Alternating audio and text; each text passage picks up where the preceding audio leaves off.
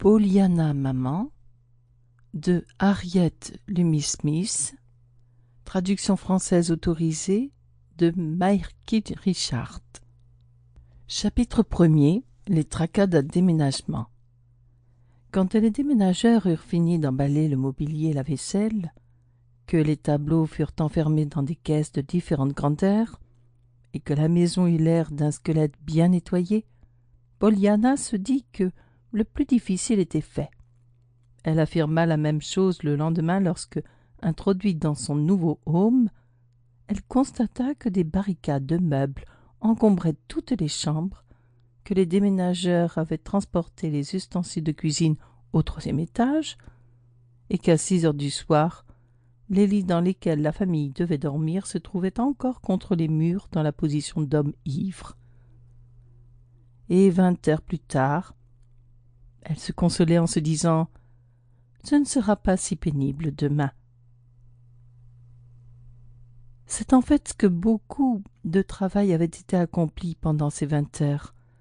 Les lits étaient montés et se tenaient fermes sur leurs pieds, apparemment pour effacer le souvenir de leur récente ébriété. Les chaises, délivrées de leur emballage, formaient des groupes ayant l'air de se demander combien de temps cet arrangement durerait encore. Des plats se prélassaient sur les rayons de l'armoire à vaisselle, et tout l'espace disponible de la cuisine était occupé par des pots et des casseroles, tandis que dans la cave, de magnifiques piles de bois se dressaient d'une façon réjouissante. Jimmy s'était libéré pour pouvoir présider à l'arrangement de son nouveau domicile, et avec son énergie habituelle, il s'occupait d'un maître de l'ordre dans la maison. C'était une aide précieuse, sans aucun doute, et Pollyanna l'appréciait grandement. Mais parfois, elle aurait désiré que Jimmy eût plus d'initiative pour trouver les objets. Il lui semblait que, sans exagération, la moitié de son temps se passait à chercher quelque chose dont son mari avait besoin. « Pollyanna !» L'appel l'atteignit alors qu'elle était perchée au sommet d'une échelle pour placer des pots de gelée au haut d'une armoire où James Junior ne pourrait les atteindre. « Pollyanna, où donc est le marteau ?»« Le marteau ? Il était sur le piano il n'y a qu'un instant. »« Eh bien, il n'y est plus. C'est extraordinaire, déclara Jimmy. Comme les choses disparaissent dans cette maison, on pourrait accomplir 2 fois plus de besogne si l'on ne devait pas dépenser la moitié de son temps à les chercher. » Pollyanna descendit de l'échelle pour venir en aide à son mari. Il semblait vraiment parfois que la théorie de Jimmy impliquait que les marteaux et les autres outils nécessaires se mouvaient, se cachaient dès qu'on tournait le dos, avec quelques fondements. Ils cherchèrent sans succès pendant 10 bonnes minutes, et Pollyanna retrouva le marteau tout à fait fortuitement.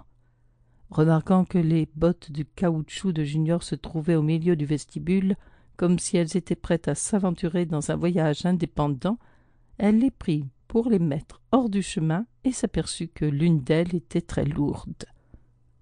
Ayant quelque expérience de semblables mystères, Pollyanna ne fut pas surprise d'y trouver le marteau. « Eh bien !» Le ton de Jimmy indiquait que cette énigme devait être résolue immédiatement. Comment cela est-il arrivé? Peut-être les enfants sont-ils sortis de leur chambre? Cela a tout l'air d'être une des farces de Junior. Non, Nancy les garde en haut dans une chambre dont la porte est fermée à clé. Mais quelqu'un l'a pourtant mis là, Pollyanna. Jimmy parlait très sérieusement. Je jure que ce n'est pas moi. Un marteau ne peut pourtant pas sauter de dessus un piano pour se cacher dans une botte.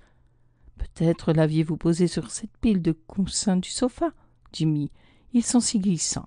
Et la botte peut s'être trouvée juste à l'endroit convenable pour recevoir le marteau lorsqu'il a glissé.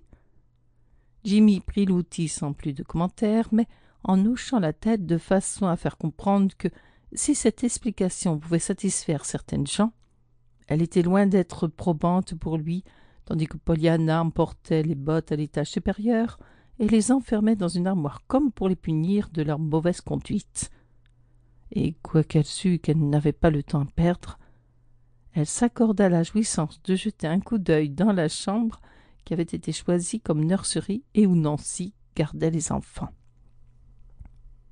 Une année auparavant, Timothée, le mari de Nancy, était mort subitement, Et le lendemain des funérailles, Nancy avait suggéré... Pour continuer à écouter ce livre audio gratuitement, cliquez sur le lien dans la description et vous pourrez l'écouter en entier sans frais grâce à l'essai de 30 jours d'Audible.